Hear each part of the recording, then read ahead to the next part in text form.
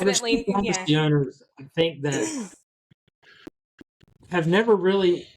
There's some pharmacy owners who have really never really paid attention to what they're filling. Right. They think Sure. volume.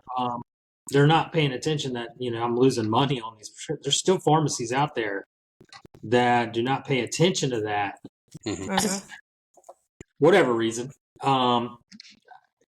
got other things going on, whatever, but there's still some pharmacies out there doing that, and it's costing them, obviously. I mean, they're filling some prescriptions that are not good mix for the pharmacy, and it really is hurting them. And when we have conversations, or when you're talking to pharmacies that come to us and their margins are down, it's, well, what are you filling? Are you checking what you're filling? Do you know what you're filling? And who's your profitable patients, so on and so forth? A lot of them say, well, no, I'm not doing that. So there's still some out there that are not paying attention to that. It's just surprising.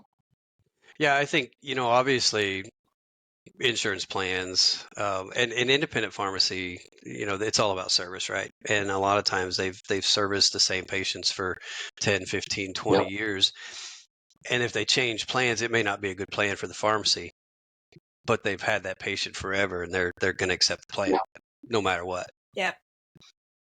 Well, and to add to that, Darin, is pharmacies are meant to serve their patients, right? I mean, That's right.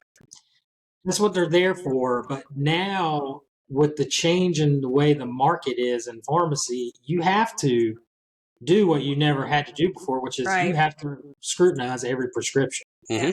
Because it's a business. At the end of the day, it's a business. Yep. That's where it is. Yeah.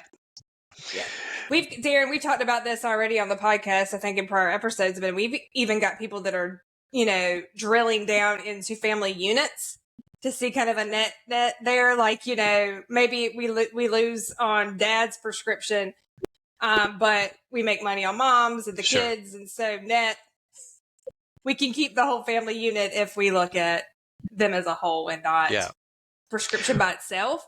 So it's mind blowing to me, the amount of research and kind of that getting into all that data that these independents are having to do to really make sense of if they can fill, a script or not.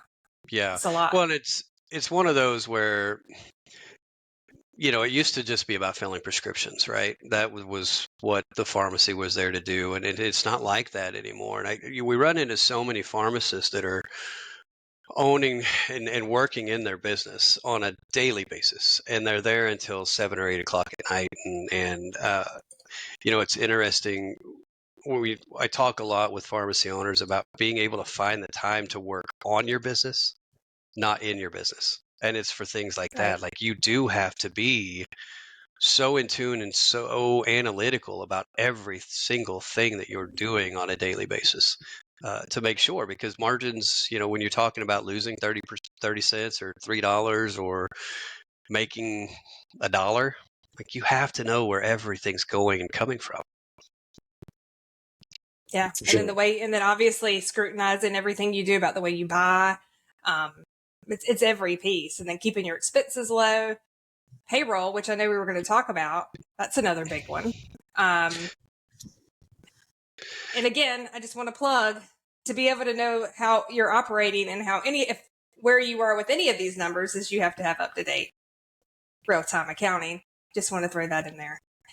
Or else you don't know how you're doing at all. So I think probably it's never been more important to know how your pharmacy is operating than it is right now. And to have real-time numbers. There's not much they can control anymore. A pharmacy can't control a whole lot, right? Your 3 biggest expenses are your labor, your inventory, and your building. You have to have the inventory. You get to choose where your building is or what your lease is, and you get to control your labor. And you get to control your insurance to an extent based on what you're willing to accept. But other than that, you're at the mercy of the insurance company and the PBMs for everything else. Yep.